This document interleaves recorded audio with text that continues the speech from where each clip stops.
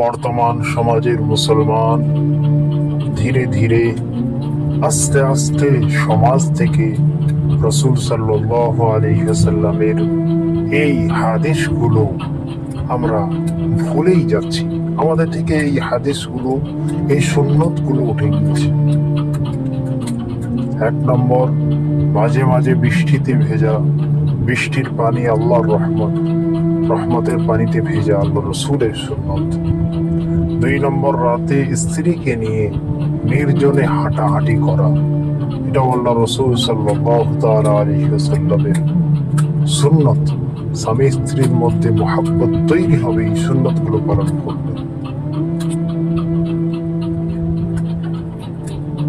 3 নম্বর, বৃষ্টি আসলে দোয়া করা, কারণ রাসূল সাল্লাল্লাহু আলাইহি ওয়াসাল্লাম বলেছেন বৃষ্টির সময় দোয়া কবুল হয়। 4 নম্বর, স্ত্রীর রান্না করা, হালাল খাবারের দোষ না ধরা। এখন তো সামান্য একটু লবণ বেশি হয়ে গেলেও মানুষ যে এটা কি হয়েছে স্ত্রীকে রাগ দেখাতে থাকে।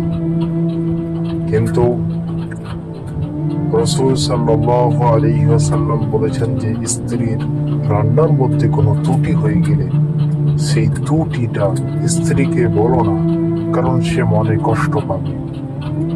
5 নম্বর, বিপদে আকাশের দিকে মাথা তোলা, নিজের কষ্টগুলো আল্লাহকে বলা, আল্লাহ রাব্বুল আলামিনের কাছে সমস্ত মনের দুঃখ বেদনা কষ্টগুলো আল্লাহর কাছে আকাশের দিকে তাকিয়ে বলা।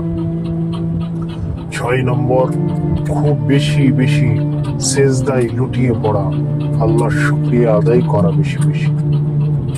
7 নম্বর, ধোঁয়া উড়া, যে গরম ভাতের ধোঁয়া উঠছে সেই গরম ভাত ঠান্ডা না হওয়া পর্যন্ত ওই খাবার না খাওয়া, ঠান্ডা হয়ে যাওয়ার পর খাওয়া রাসূলের সুন্নাত। প্রিয় মুসলমান ভাই ও বোনেরা, আল্লাহ রাব্বুল আলামিন আমাদের সকলকে এই সমস্ত সুন্নতগুলো মেনে সুন্নতি জীবন যাপন করার তৌফিক দান করুন। আমিন আমিন সুম্মা আমিন।